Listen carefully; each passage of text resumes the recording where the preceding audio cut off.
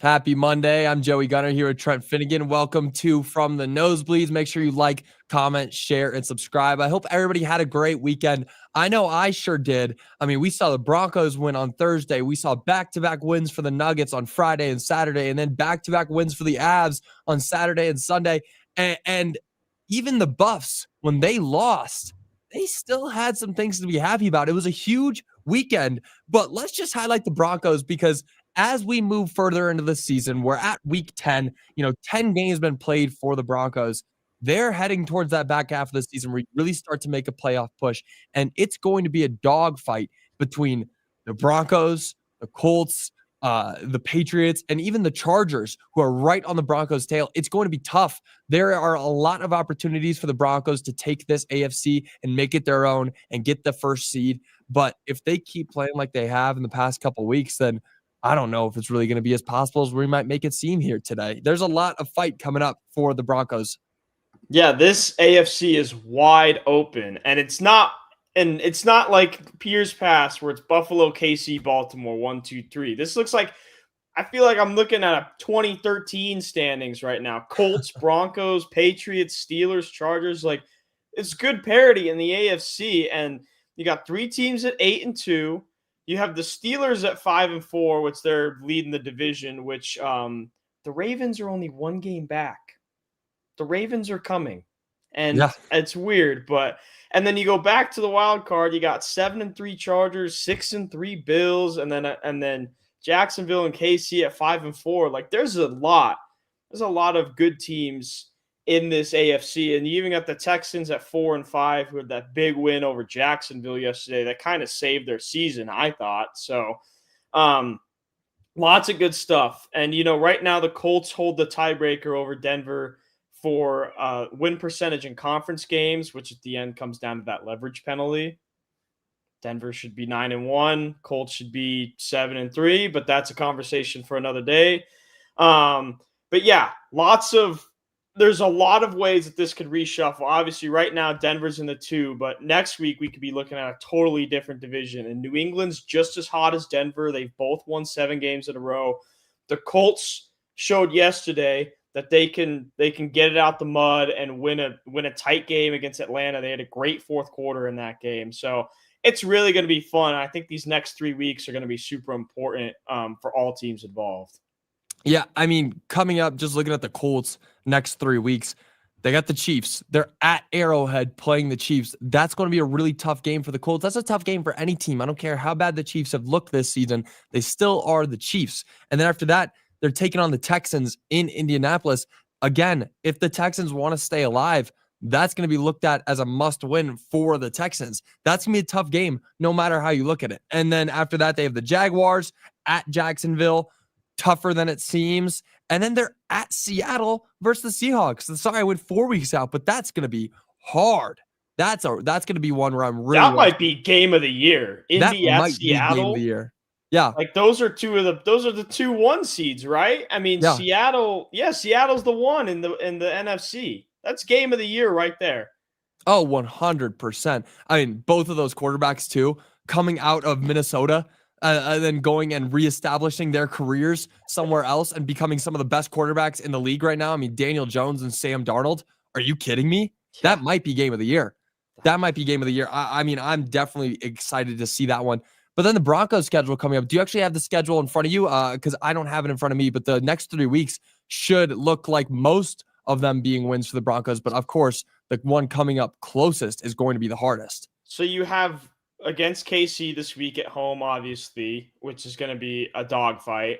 And then the bye, and then at Washington, who has only won 3 games. They're having just the nightmare season after they had all the magic last year. They looked terrible yesterday. And then you have at Vegas, and I don't think that the Broncos will play 2 muddy games against Vegas, but you never know. And then versus Green Bay. So the Chiefs is a tough game, and then they get 2 easier games before they have to play Green Bay and Jacksonville, but those are both at home, and then they play at Kansas City. So the next 3 for the Broncos should at least be 2-1. Kansas City could make it 3-0. We'll see how that game turns out. But the Broncos, definitely need to come out of this stretch at least 10-3.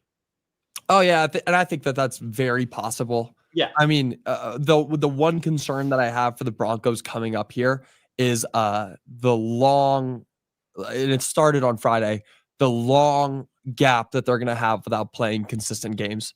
They've got a long period here where we're only going to see one Broncos game up against Kansas City. That's it.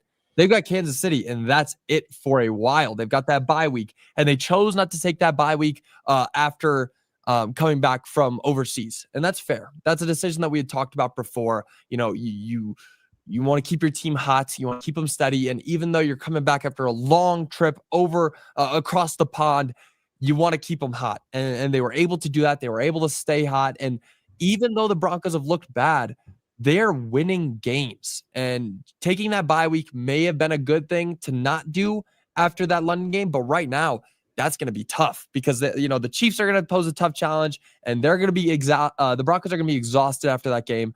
And then, of course, Washington and the Raiders, those are going to be games where you can maybe cruise through it a little bit easier. So in hindsight, maybe it was a great decision not to take that bye. Yeah, I think the bye week is at a perfect spot because, hey, either you're riding an 8-game winning streak and you need a rest and you just beat Kansas City at home, good spot for a bye, and you get a week off to rest. Or, hey, our offense has struggled against Houston, against Vegas, and now we just lost to Kansas City. Hey, we need an extra week to hit the reset button. So I don't think whether this game is a win or a loss, I think the bye is coming at a good time for Denver. And I like how it's in week 12. You know, if they got the bye after London, it would have been week 7. And then you still have to go 11 weeks without a bye. So I like how they have it later in the schedule. So I think win or loss, this bye is in a really good position for them to just have a nice reset. Yeah. No, it's looking good for them. So worst case scenario coming out of that 10-3. That's what I'm looking at. But then you got to talk about the Patriots. The Patriots are also right up there. Cupcake schedule. Yeah. I'm looking at their next 3, and it's really their next 4. Like the 4th and 5th game coming up for them is going to be the toughest. But next week, the Jets, come on. Come on. Then you got the Bengals, come on. And then the Giants, come on. I don't know. I don't know how good I'm feeling about that one at all. I don't feel great. About the Patriots beating the Giants or no, about the Patriots being able to lose any of those games because they have New York, Cincy, New York, and then they have at home Buffalo. Because remember, they beat Buffalo on the road earlier in the season, so it's not like that Buffalo game's impossible. They went and beat them in their own house. Yeah, they have at Baltimore, which is a tough game. That'll be a tough game. And then New York, Miami. I mean, their floor is 13-4. They lose Buffalo and Baltimore. Their floor is 13-4 right now. There's no chance that they lose to the Dolphins at the end of the season? No, they looked pretty good against the Bills yesterday. They did look good. I just don't. I think Mike Vrabel will have his team ready to go, especially if that game's played for the 1 seed. And then if the Patriots are 13-4, that means that the Broncos could possibly be welcoming Buffalo in a wild card game. I'm thinking big. I'm thinking far ahead. Some poor team is going to have Buffalo come into their house for a wild card game. If the Broncos win the AFC West, some team's going to have KC come into their home for a wild card game. If the Steelers hold on, somebody's going to have Baltimore come into their home for a wild card game. So it's not like, hey, we got home field, we won the division, we got an easier wild card game. There's not going to be a single easy wild card game. There's not going to be a single easy playoff game in this AFC. You know, some years, like last year, like that Broncos team didn't pose a challenge for the Bills. You know, the 9-8 Steelers getting in as the 7 seed in years past. You know, that wasn't really a challenge for Kansas City. You know, the Mac Jones Patriots were the 7 seed. That wasn't a challenge. Every team is going to be capable of winning this conference when it comes to playoff time. You're right. I mean, there are a lot of these teams out here who are looking really good. We haven't even talked about the Chargers yet, but those 3 right there, the Broncos, the Colts, and the Patriots. Again, it's funny to be mentioning those 2. It does feel like 2013, but those are going to be the teams that are going to likely come out on top. So it's just going to be like it's a race towards the end. And that's why, I mean, like, it's up for anybody's grabs, but it's going to be a fight. It's going to be a dog fight against these 3. And I wish that, there would be another chance for the Broncos to go up against the Colts because that game did not end how anybody wanted it to. I don't know, like that. I mean, a leverage call, really? The Broncos are a leverage call and a last-second field goal kick away from being 10-0. Like, they're that good this season. And I would argue that Chargers game, they're a Sean Payton conservative play call way. If Sean Payton punted on 4th and 1 late in that game, if he would have gone for it, Denver would have won. Chargers would have not gotten the ball back. So I think of it that way instead of, hey, they let up this field goal because they had the opportunity to win that game and they decided to put the ball in Justin Herbert's hands in that one. So that's how I see that game. But still, they're 8-2.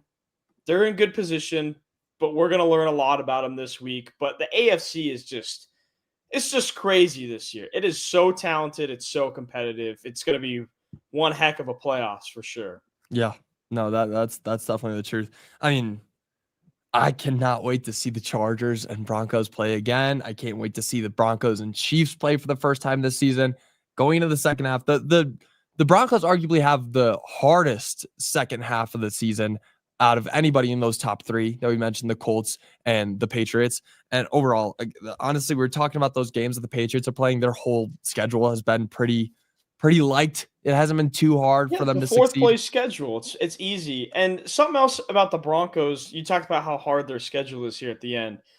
I'm looking at the strength of victory. And strength of victory means how good your wins are, how good the teams you've beaten are. And you see, so Pittsburgh is at a 5-11, which is the best. It's really good. Chargers are at 431. Colts are at 373. Bills are at 368. The Patriots are at 373. The Broncos are down at 326 strength of victory. Really? They're very, very low on strength of victory. It's not a great look. They're the lowest. They have the lowest ranking. The only team below the Broncos in strength of victory, there's one team in the AFC below the Broncos in strength of victory, and it's the 2-7 Browns. Wow. Yeah, well, I mean, you look at it, they beat the Titans. They beat the Bengals without Joe Burrow. They beat the Eagles. That was great.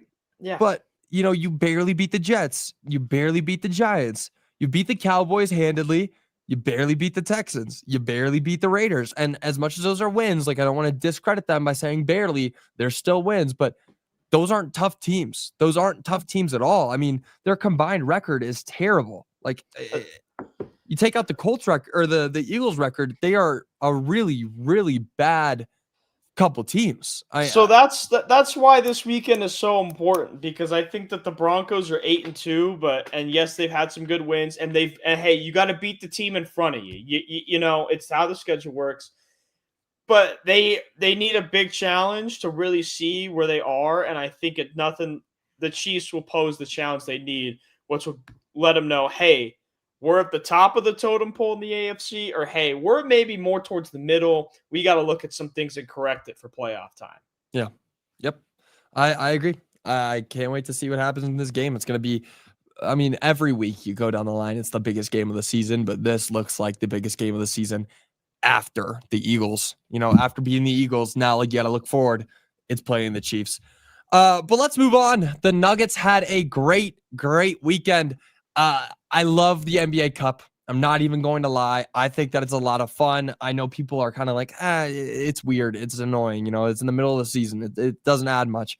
I think it adds a lot. I love the courts. And the Nuggets came back and won their second game this year in the NBA Cup. They're now 1-1. They lost to the Portland Trail Blazers, but then completely dominated the Golden State Warriors. It looked great for the Nuggets, honestly. They looked like the team that they should. They're still playing at the highest level that they can. They have won 6 of their last 7 games, and we saw them beat the Pacers the day later on Saturday, but the Warriors game looked great, and Nikola Jokic didn't even have to really play in the fourth quarter. This was a game that was completely dominated by the secondary players for the Nuggets. You look at the stat line, Nikola Jokic, I just said he didn't really have to dominate 26, 9, and 9. But, I mean, we've seen much better games. And just wait till I tell you the Pacers stat line, because that felt like a regular game.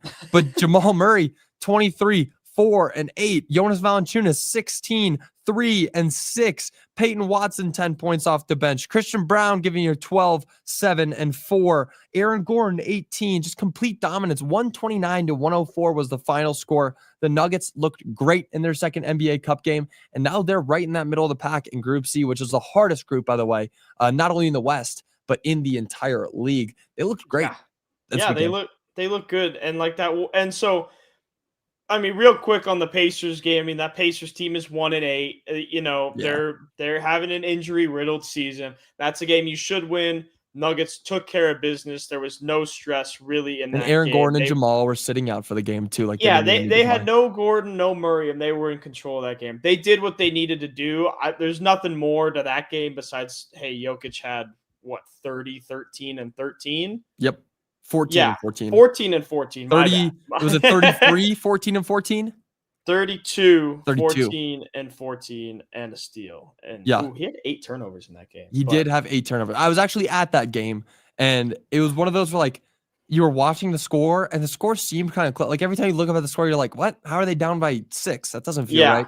And it just never felt like a game. Like, it really felt like the Nuggets were just playing down to their opponent, which I don't like to say happens in sports, but it happens. It does in the NBA. Like, in the NBA, you can play down to your opponent, and they were playing down, but almost like in a fun way. Like, you know how like killer whales will play with like their food before they eat it? It's kind of how it felt in that game. Like, they were just like, playing around with the Indiana Pacers, and just dominance. Man. And like Indy cut it to 3 at one point in the third quarter, and then they kind of kept it around 10.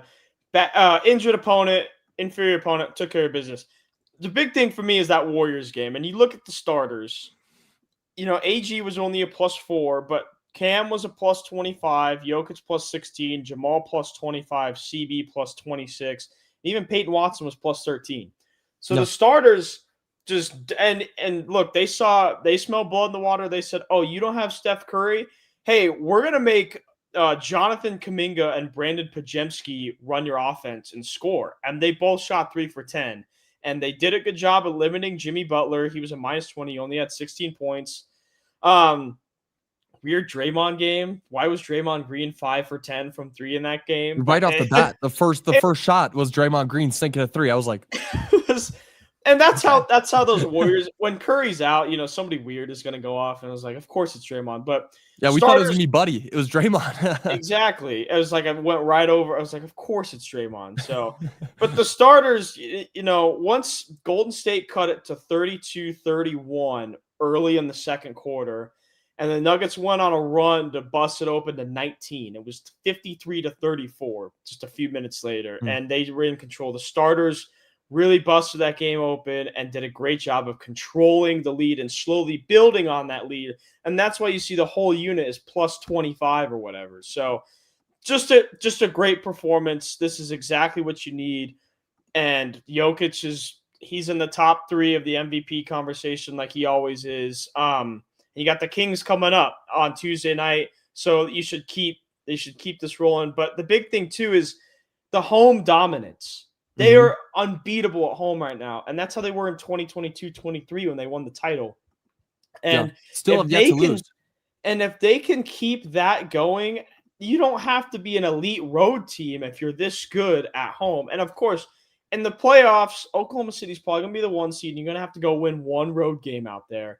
But for everybody else, you're not even going to have to win a road game because you're so dominant at home. I mean, Denver's 6-0 at home right now.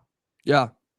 And that's actually a Denver thing going on right now, too, because the Broncos still have yet to lose at home. And I think the Avs only have like 1 or 2 overtime losses at home. 2 overtime losses. Yeah. So, like, I mean, we got to give credit to all the teams here, but specifically the Nuggets, because their dominance is just, I mean, this is something that we've seen for years now. Think back to the championship run, the finals run. They were undefeated at home. They only lost 3 games on their way to the NBA finals. 3 games. Oh, no. 4. Excuse me. 4, because they lost the 4th in the finals. They lost the 4th in the finals. Yes, they lost their 4th in the finals. But none of those were at home. Like, the Heat game 2 was at home. I was at that game. That was a painful game. Forgive me. The Heat did take game 2 at Ball Arena. But still, okay. You lost 1 home game on your way to the NBA finals in the entirety of the playoffs. That's what we've seen from that team, and that's what we're seeing right now. It's just dominance. Yeah. Good stuff. Yeah, great stuff. And that's the Nuggets side of it. The Nuggets had a great weekend at Ball Arena, but another Ball Arena team had another good weekend. The Avalanche looked incredible this weekend, beating the Oilers 9-1, and then finally getting their first overtime win of the season. Can you believe it? Can you believe the day actually came? It finally happened. They beat the Canucks 5-4 last night in a big game for Nathan Mackinnon. He had a great weekend. Yeah, he was dominant. And the big thing, he hit 381 goals last night. That's third in franchise history. He just jumped Peter Stastny, who had 380. Yeah. He's looking like, I mean, he and Makar are both looking like the MVP. Can I say that? Like, is that too crazy to say? I don't think that's crazy to say. You know what does pain me when I hear that, and this is something that transverses all sports for me, is I don't like to have the conversation about somebody who's an MVP when you have another player on your team that could also be considered an MVP. Like, that's why I'm like, you can't give like somebody like Jason Tatum in the NBA MVP because he's got Jaylen Brown. You can't give somebody like Jaylen Brown can't win the MVP. Come on. Sorry, I hate to break it to you, but he already did in the NBA Finals. That's a small sample size. I mean, I hate to break it to you, but he already did. Shai Gilgeous-Alexander, he's got an amazing cast around him. Come on, like I don't know. So I mean, yes, and there is a real conversation to be had that we could see what we saw in prior years, where we see a DPOY, an NBA MVP, and then a Hart Trophy winner. We could see that again this season. I mean, is it too early to start campaigning for Nathan Mackinnon? I mean, he had 9 points this weekend. He had 4 points in the Edmonton win, which, I mean, 9 goals in one game is crazy. Insane. 4 points in the Edmonton win. He had 5 points last night. He was a part of all 5 goals last night. Look at Makar. Makar had 2 against Edmonton. He had 2 goals, and then he had 2 assists against Vancouver last night. So he had 2 points in back-to-back games. It's just dominance, and it's coming from all levels. And like you saw who scored the OT winner last night. It wasn't McKinnon, it wasn't Makar, it wasn't Landeskog, it wasn't Nichushkin. It was Gavin Brindley, who's this super talented young player who they got for, I cannot believe that they Felice Columbus like that to dump a couple salaries and they get Brindley in return, and he's scoring overtime game winners. He's got 3 goals already this season. Like, he's been phenomenal. This team has so much depth. This team might – okay, here's one I actually want to ask you. Who's deeper, the Nuggets or the Avalanche? Who's got more depth? That's a great question. I really like that question. I really like – because you look at the top 6 down to the bottom 6, the Avs are just – they're a great team through and through. They are. But – I gotta give the edge to the Nuggets because this is the first time they've had a real backup center. And look at how Jonas Valanciunas has performed this season. And basketball is just a bit more personal. You have 10 players that you're rotating through nightly. The Avs have obviously more, but each one is more capable than I'd say, somebody like a Julian Strother is. He's good for getting out there and giving you 2 threes a night, but it's just a little bit different when you got people like Victor Olofsson who's going out and scoring a hat trick. So, I mean, and Gavin Brindley, overtime game winner. That's a really good question. I like that one. I think I've got to give the edge to the Nuggets, but it's not a far away comparison. Like, they're both close. That's fair. I would probably give the Nuggets the edge by just a hair. Yeah, just a hair to the Nuggets. And remember, the Avs don't even have Logan O'Connor yet. He's still working his way back. So when they get Logan O'Connor back to put into that bottom 6 on offense, maybe the third pairing on D is a little weak, but that's like, as soon as O'Connor gets back and they could stay healthy after that, I might have to switch my answer to the Avs but the bottom of the story is that they have insane depth, and that's the reason why they both are really poised to win a championship this year. Yeah, 100%. And it could be one of those seasons where we got Nick Bonito, DPOY, Nikola Jokic, MVP, Nathan MacKinnon, Hart Memorial Trophy winner. And I just got to give my credit to the Cronkies, man. They built some good teams that are looking like some championship contenders right now. Yeah. They look great. So yeah, huge weekend for the Ball Arena teams. Nuggets, complete dominance. Avalanche, complete and utter dominance. I mean, you put up 9 goals in a game and then only allow 1 on the other hand. I don't care who you're playing. And that's the thing. They were playing the Oilers. Like, they were playing the Oilers. Yeah. I mean, that's not an easy win. And we know that the Oilers have depth problems, but that's a tough place to play on the road. And they still have McDavid and Draisaitl at the end of the day. So you got to give a pat on the back. That's a great win, especially in that kind of fashion. Yeah, 100%. So those are the wins out of the way for the weekend. I think we should talk about a loss that happened this weekend. And Trent, I know you've definitely got a lot to say about this one because it's your school. It's your team. We're going back to the Buffs. We're talking about them. And there's been such a lull this season for the Buffs. They're officially eliminated from bowl contention. 3-7 on the year. Not great overall. However, the sun is shining. You see the dawn coming. And that dawn is Julian Lewis. He looked great in his first start with the Buffs, despite the fact that he was getting sacked nearly every drive. He looked amazing. Oh, he looked phenomenal. And like you said, like the O-line wasn't great, and he looked like 2023 Shador out there. Buffs, their line has been good. They had some injuries. Seaton was out. Larry Johnson was out. They're playing with backups. They're rotating the guards. It got off to a slow start. They had a rough first quarter. They couldn't get the ball moving at all because he got no protection and they couldn't run the ball.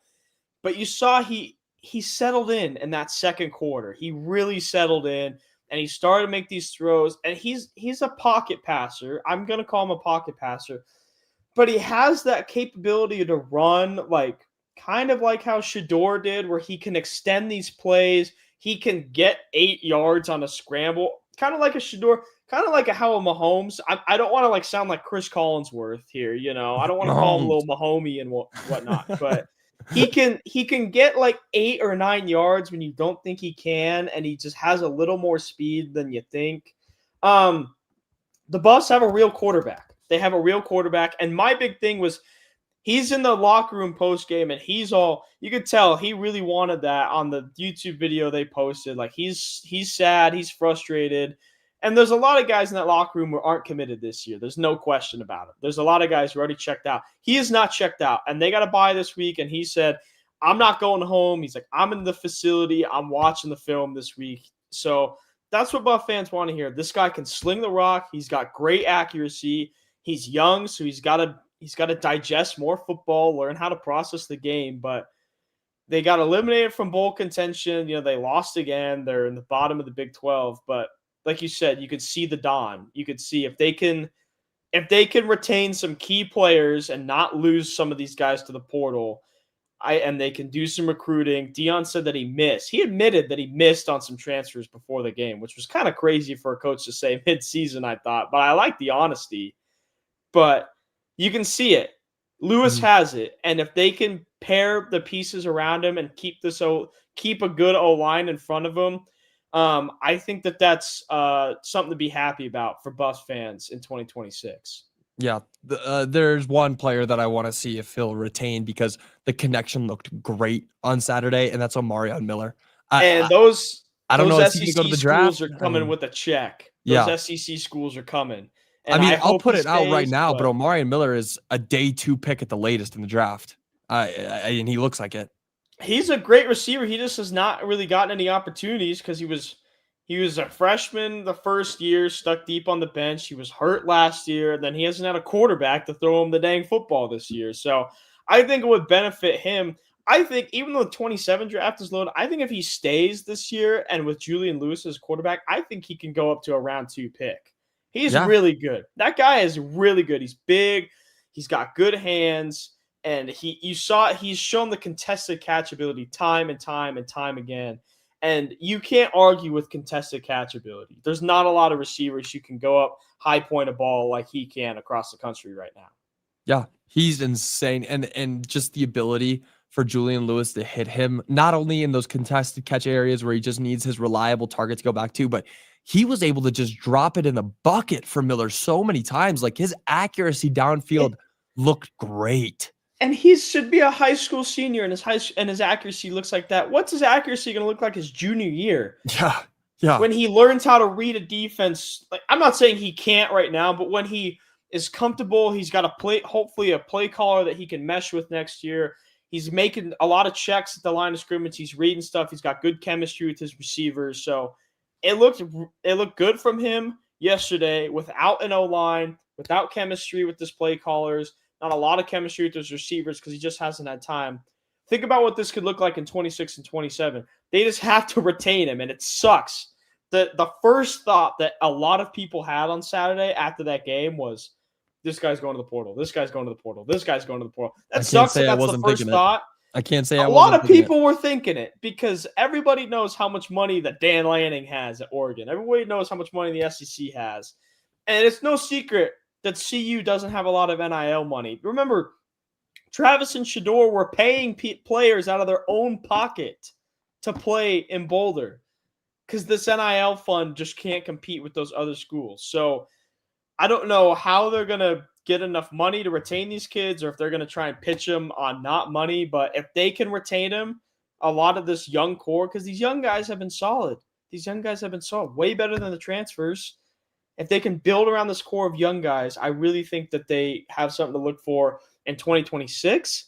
But really, I got my eye on 2027 if they can keep everyone intact. Yeah. Yeah. And, we talked about all the good stuff, but the Buffs could have won that game. That's what's unfortunate is that we should be sitting here talking about a win like this because there were so many opportunities that the Buffs had. I mean, the reason that the score was weird and they ended up losing by 7, 22-29, a weird score, a safety right for the first score of the game on a blocked punt really set the Buffs back. Then the Mountaineers end up driving it all the way downfield and scoring a touchdown. So they're down 9 before they can even think. And then it just keeps snowballing towards the end of the game. They're within 3 points, allow the Mountaineers to basically run the ball from the opposite 20-yard line all the way into the end zone. I don't believe there was a single pass on that drive, just straight runs the entire way down, tore up the defense, down by 10 with a little under 3 minutes remaining and some questionable play calls. Goodness. You're on 4th and 1 with 1:55 remaining. And you decide to go for it. If you decide to go for it on 4th and 1 with 1:55 remaining, and you don't really have you have your timeouts, but you need to score right away, you better be looking in the end zone. You better be going, touchdown is what we need on this drive. Because if you waste an extra 20 or 30 seconds and kick a field goal, I'm going to be really upset. And then guess what they did? Wasted an extra 20 or 30 seconds. So here's my thing. I agree with the go. I like the go on 4th and 3 and shorter there. But then the play calling fell apart and they're in 4th and 13. You got to kick it. I like the go. What I didn't like is 4th and 4 at the 17-yard line with like at the start of the quarter. It was 14 minutes, 14:51 on the clock.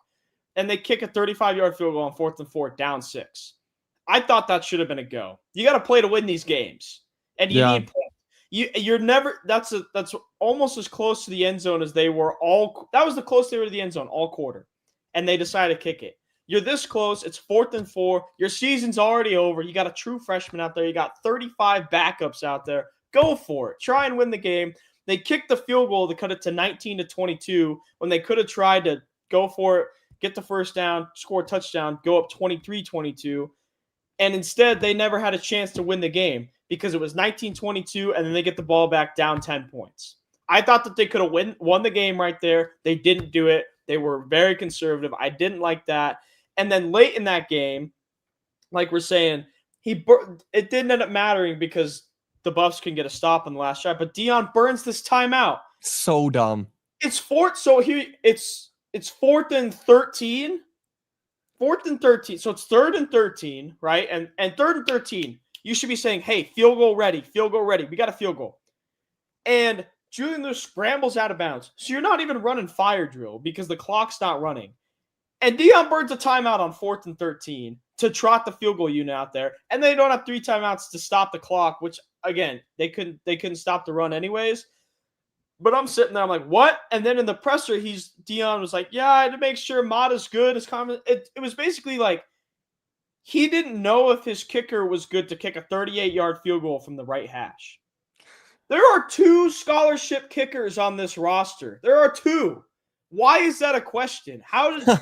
Why do you need a timeout to determine if one of your 2 scholarship kickers, the one who you've been with for 4 years in Mata, and Mata don't miss, right? If Mata don't miss, why is that a question from 38 yards? Why? Why do you have to burn a timeout on It was that? it was blasphemous. Yeah. It was blasphemous. I just don't understand why there's 2 scholarship kickers. One of them only kicks kickoffs, and then the other one, what's his range? 44 yards? 45 and he's going to yards? sneak it right over that crossbar. It's going to slide right over the crossbar every time. I couldn't believe that time. And again, it didn't really end up mattering, but how many times has he burned a bad timeout? How many times? Yeah. Just get a clock management coach. It's terrible. It's worse than Hackett. It's worse than Hackett. They need a time. Well, okay. I mean, the time management, yes. But other than that, I won't say Prime is worse than Hackett. I'm talking about the time management. Okay. I was gonna say I'm with you on the time management, but Hackett isn't recruiting like Prime. Hackett's not recruiting like Prime. How good is Prime recruiting? He missed. That's supposed to be his shtick is recruiting, and he misses all these portal guys this year. Well, I get it. You have Lewis, you have Seaton. All these portal guys are misses. That's supposed to be his thing is recruiting. His thing is supposed to be the portal. That's why they're paying him $54 million. And yet you got 2 grad transfer linebackers who suck. Like it's honest. Portal. It's honest. His thing, the O-line portal has been good, but the rest, the quarterback was a miss. The linebackers were a miss. The cornerbacks were a miss. I mean, that's why you're paying him. You're not paying him to coach. You're paying him to recruit and bring money in. We know he need his OCs call plays. His DC calls plays. He doesn't call plays. He's there to recruit. And he missed on so many of the portal guys. And he admitted that before the game. He admitted that on a package TNT showed. It's just, I don't know. It's frustrating. I mean, you can definitely start to say that next season, if it's anything like this, he'll be on the hot seat, like on a really hot seat. It'll be if the season is at this same point. If next year at this same exact moment we're talking about the Buffs being 3-7 again, or even at 4-6, we could be saying goodbye to Prime in Denver. But right now, after a bad loss, we can feel good. And that's because and there is light at the end of the tunnel with Lewis. And Lewis looks solid, but there's issues with the coaching staff. And he said changes are coming. And if he keeps his friends around with Andre Hart at linebackers and Pat Shurmur as the OC, we're going to be right back having the same conversation next season. I just want to know if Warren Sapp's going to be back next year kicking over the end zone pylons. That's where my head's at. That's the most important thing of the year. Warren Sapp goes and kicks over those little, what are they called? The little markers. Yeah. That's what matters. As long as Warren Sapp is still kicking. That'll do it for today's episode. Thank you guys so much for joining us. We'll be back again tomorrow. Of course, all week, we're going to be here talking about this game coming up on Sunday. The Broncos taking on the Chiefs. First time this year. Should be a very, very fun matchup to watch. And then also make sure to be on the lookout on our YouTube and Twitter tonight, because we will have our poll up that we will be reacting to on Friday. Go respond to that poll, answer it however you'd like to answer it, and then give a little comment in there, because we do feature some comments every Friday on the show from those polls. But thank you guys so much for joining us. We'll be back with y'all again tomorrow. Until then, y'all have a great rest of your day. Bye, y'all.